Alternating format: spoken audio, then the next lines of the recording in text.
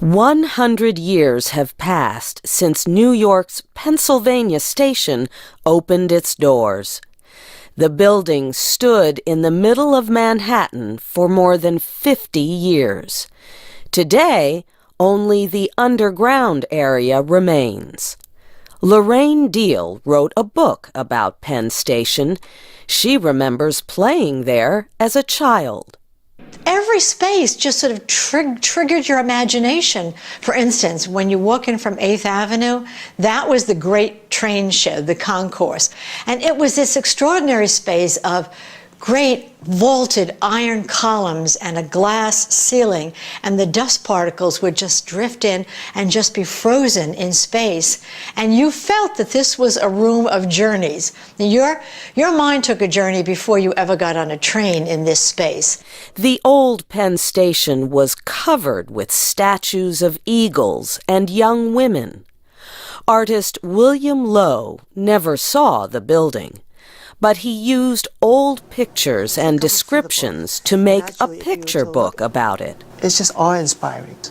It would be like the first time I saw the Grand Canyon. The idea of this immense space, you can't put into words. Lowe painted the separate rooms of the station, the concourse, the restaurants, and waiting room. The Pennsylvania Railroad Company was the owner of Penn Station. By the early 1960s, the company was failing. So it sold the above-ground building to the developers of a sports center, Madison Square Garden. It was torn down, and the sculptures were ripped apart and unceremoniously dragged and dumped into the New Jersey Meadowlands. Only 6 architects protested when the building came down in 1963. Slowly, other people came to regret the loss. This led to New York's landmarks protection laws. Nobody is happy with Penn Station as it exists in New York today. People who never even saw the original Penn Station mourn its loss.